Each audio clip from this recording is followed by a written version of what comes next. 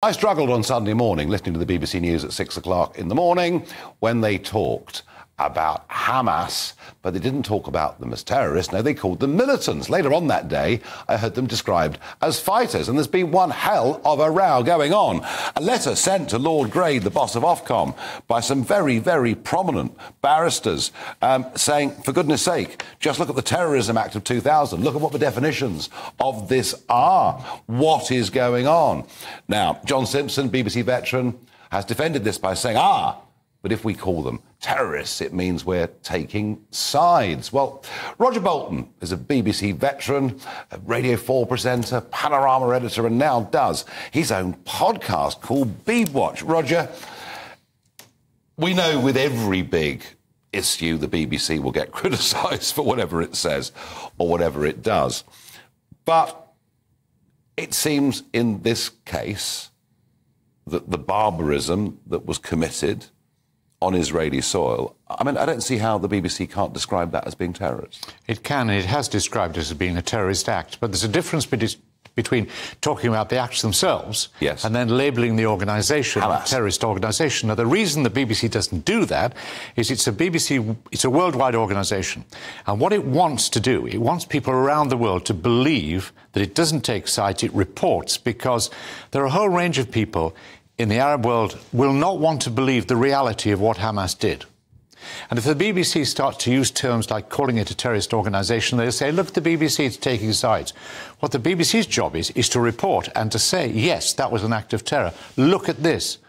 But also, you know, look at what's happening now in Gaza. Look at the absence of water and other things. And the BBC needs to report from there, though it's more difficult. The point is trust.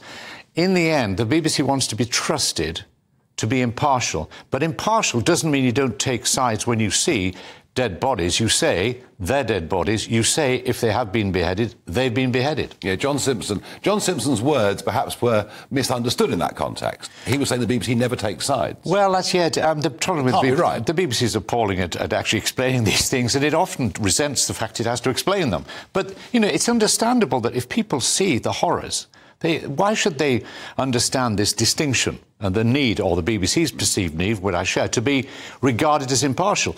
It's trust.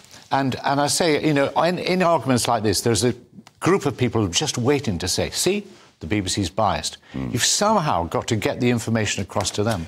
I guess the problem is that for a domestic British audience, and with Hamas being a prescribed terrorist organisation, can you see why our viewers are getting quite upset about this? Yes, I think so. And it reminds me very much of the situation in Northern Ireland, where, you know, particularly after things like Bloody Friday and a whole range of events where the IRA committed atrocities, acts of terror, there was a desire to say it's terrorism. And I remember Mrs Thatcher and Bernard Ingham, her press secretary, saying to me and to others, you know, come on, call it out for what it is.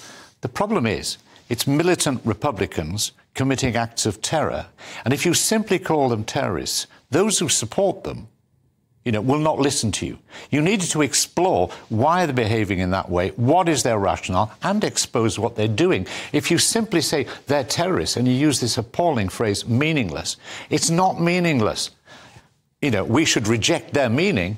But what Hamas is doing now is not meaningless. It's carefully calculated to create the most appalling reaction from Israel. And then, if they're lucky, Hezbollah invading from the north, and away we go. So I think, you know, what you need is a news organisation that's calm, dispassionate, doesn't use terms like terrorist easily, but does say these children have been appallingly killed. And this is an act of terror. All right, Roger, thank you.